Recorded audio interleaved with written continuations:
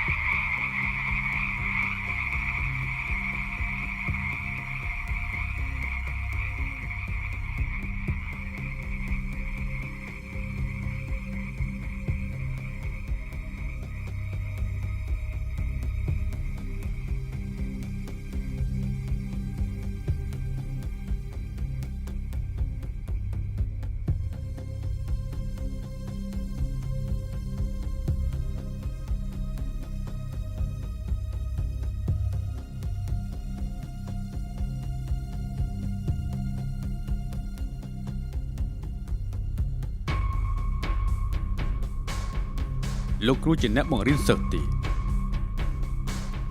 កូនសិស្សម្នាក់នេះនឹងឲ្យលោកគ្រូដឹងការដែលបោកបិឆោតមនុស្សលោកចំពោះមនុស្សឆ្លាតតើវាមានរសជាតិបែបណា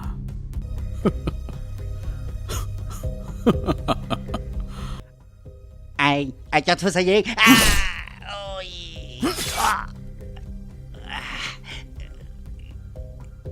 អាសាក្បាត់អាសាចង្ងាយហេតុអីបានចាយធ្វើអញ្ចឹងអូយអាសាបំងបាយឯងសម្រាប់យើងអារ៉ាបិលកិន អញរមើសគុណនេះអញរមើសគុណដោយសារអ្នកណាអាណាគេក្បត់អញមុនអញខំទុកចិត្តហើយគិតថាឯនេះជាគ្រូដ៏ល្អរបស់អញឯងមិនដឹងអត់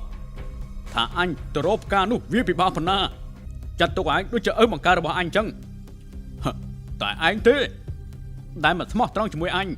ចង់សម្រាប់អញ អាចមមកជួយគ្រូផងអាចមអូយ បន្តិចទៀតទៅ អូយ ការដែលជើងរកឃើញកំពីដែលជើងបាន អាចមជួយគ្រូ បន្តិចទៀតយើងនឹងមានជីវិតអមតៈហើយ អាចមជួយគ្រូឯងសម្រាប់គ្រូឯងជួយគ្រូ ឯងចង់ធ្វើអីឯងចង់ចាំម៉េចឯងចង់ជួយវាកន្លងមកវាបោកពួកយើងឯងមានដែរដឹងអត់បានឯងចង់ជួយវាក៏ជួយទៅចាំយើងបញ្ជូនឯងទៅជាមួយវា អត់ទេរបស់ខ្ញុំស្លាប់តាមរបស់ទាំងអស់អាកាចាស់នេះវាសំតែងាប់អូយ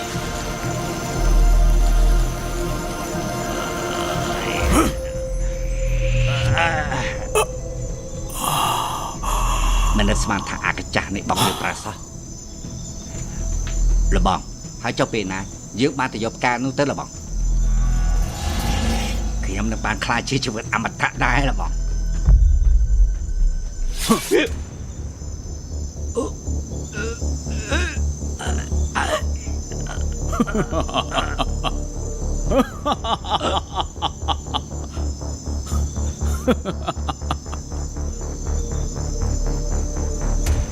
ឯងគិតថាអញចង់ទុកឯងនឹងជាមួយអញអញ្ចឹងឯងគិតថាអញចង់ទុកពោះឲ្យនៅជាមួយអញអញ្ចឹងឯង ដល់ថ្នាក់គ្រូដែលចិញ្ចឹមអញតាំងពីតូចមកឯងមានចិត្តចង់ក្បត់ហើយចុះទម្រាំអញ អញមិនទុកឯងទេ